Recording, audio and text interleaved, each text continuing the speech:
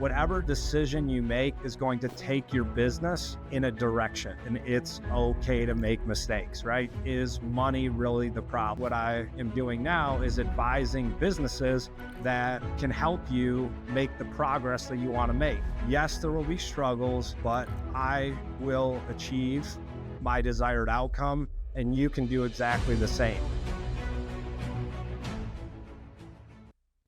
Hey everybody, welcome to the first ever Brick of the Week live event on LinkedIn.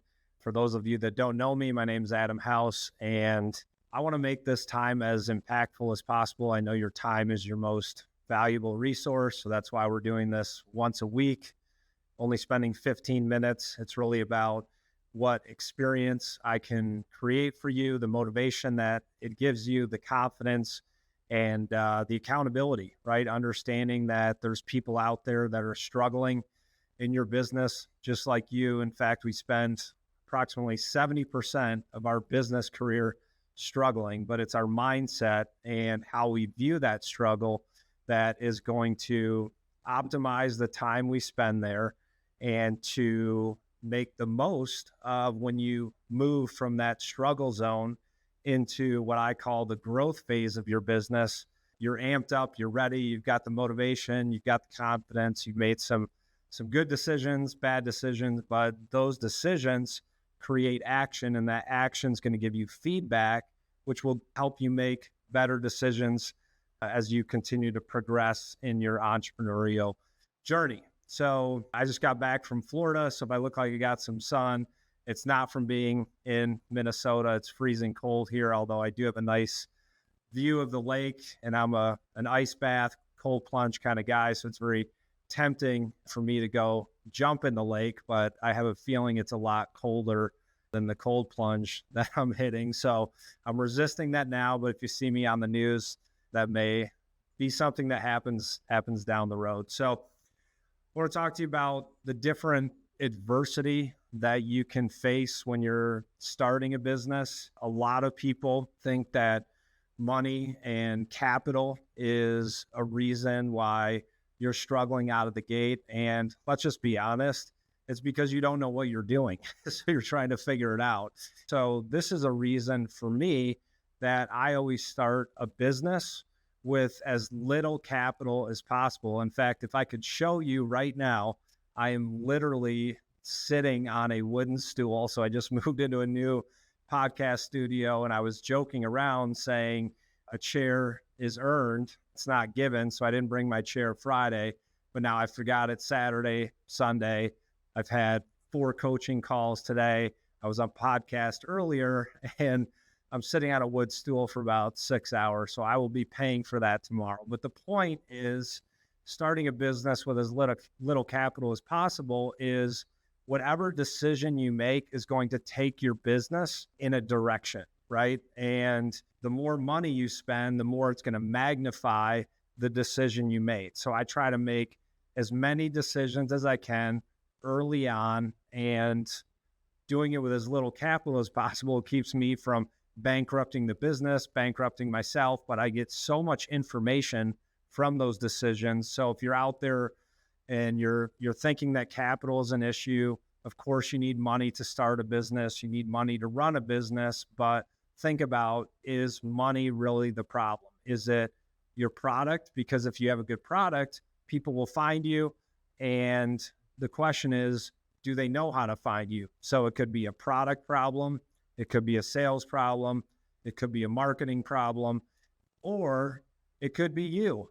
You could be the one that's a problem because you're not able to get the right people to come work with you. You're not able to build the right team. You don't have the right knowledge or skill set. You can't be good at everything. You may be a good engineer to build product. You may be a good salesman. You may be a good marketer, but you're not going to be all those things. So you have to build a good team around you. So the first thing is understanding why your business is struggling. The second is, what is the reason that you're not building the right team or customers aren't buying your product? Money does not lead, it follows. So if you have a good product, people will buy it. If you have a good business, investors will want to join and follow your vision. If you're casting the right vision, your team will be easy to build. People want to be led, they want to follow and solve big problems. So just growing through that adversity and having the right mindset is what's going to help you optimize your time in the struggle zone. And so I was at the gym this morning and just kind of giving you an example. If you go to the gym, take a minute and look around you, right? 80% of the people are overweight, not being judgmental or narrow-minded, but you see people just in the gym doing the same things over and over again, expecting to achieve a different result. Well, that's the definition of insanity. So humans are creatures of habit.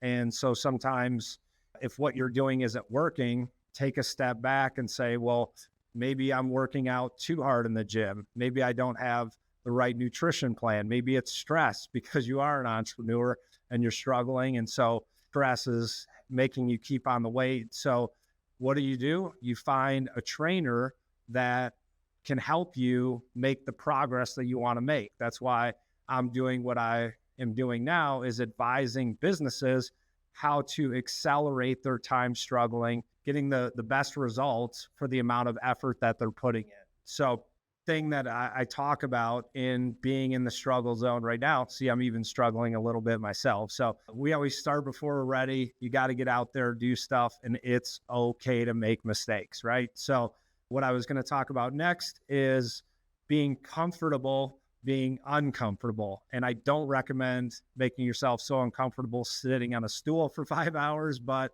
just getting comfortable. If you're not uncomfortable, you're not growing, you're not challenging yourself, you're not competing against your competition. There's always going to be a better product that you're trying to displace, or maybe it's pricing or value, whatever it is, just creating a mindset, knowing that every time you're uncomfortable, it's an opportunity for you to grow.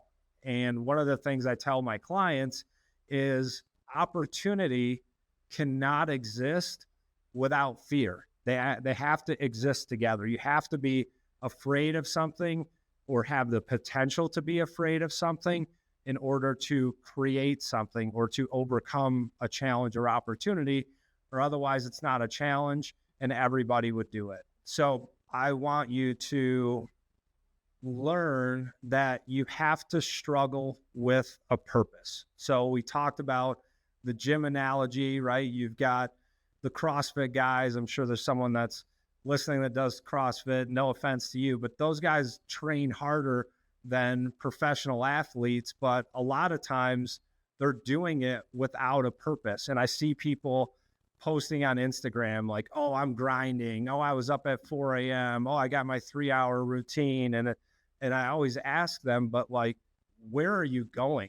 Have you set a vision for yourself over the next 3 years? So when I'm coaching businesses and clients or advising businesses, I always start with the end in mind. So if you want to exit your business in 3 years for $100 million, then let's write $100 million on the whiteboard, work backwards, and engineer how to get there. I'm literally looking at my whiteboard over here and mapping out where I want my business to go, where it is now, how am I going to get there, and what do I need to do to make it happen? And I know if I do all of those things, yes, there will be struggles, but I will achieve my desired outcome, and you can do exactly the same. So you're out there, you're an entrepreneur, you're working a lot of hours, you're struggling, you're thinking about the finances. I want you to know I've been there many times over the last 25 years, and I'm not going to go through my resume because I promised myself I would not be the guy at the football game 20 years later wearing my varsity football jacket, still holding on to what I did in the past. So what we're really focused on is the future and where we're taking our companies and where we're helping our clients go and what they want to achieve. So some practical things for you is to think about, what are you struggling with? It's okay to admit that you have challenges in the business. Again, if you're not facing challenge, then you're not pursuing opportunity and your business is not growing, right? And then you want to ask yourself the right questions, because it's not about having the right answers. typically wherever you are in your business, you probably don't have all the right answers. So asking the right questions. Is it my product? Is it my sales team? Is it the marketing team? Is it me? Why can't I attract the right talent? Asking yourself those questions is way more important than having all of the right answers. Second thing is, again, getting comfortable being uncomfortable. And the third is to struggle with a purpose. So set that, whether it's 18, 24, 36 months. Over my career, I've always kind of seen this 24-month process of when I decide to build a strong foundation, what needs to be done, what does my financial model look like, what's my business plan look like. Yes, a lot of you probably haven't even wrote a business plan, but if you have, it's sitting in a drawer over here because you're too busy working in the business instead of on the business. So take a weekend, get that business plan out, start to work through it, thinking about what you should be doing, how you should be doing it, where you are now, where you want to go. And then the third tying into that is, what is that 24-month place that you want to be? If it's a dollar amount you want to exit for, I was talking to a client today that we're advising businesses to run their business as if they were selling it tomorrow. We call it exit ready, right? And if you think about when a business is acquired, it's acquired on a multiple of either revenue, earnings, number of clients, recurring revenue. And if you sell for 8 to 10 times, or I sold a business for 20 times revenue, you're going to be valued based on that multiple. And so if you're spending $1 in the wrong direction, that's minus $20. If it's in the right direction, it's plus 20. So it really affects your decision making to make sure that you're doing all the right things every day for a long period of time. That's what the compound effect is. So I appreciate you hopping on here. This is our first brick of the week. Drop some comments below. Tell me what adversities you're facing. I'll jump in, give you some ideas, give you some advice. Know that every business spends 70% of their time in the struggle zone, but it's finding people that can help you optimize it and accelerate or shorten your time in it. So when the accelerated growth happens, you're ready for that hockey stick growth that we all see on the charts and want our businesses to do, but we're trying to figure out how to get there. So looking forward to seeing you next week.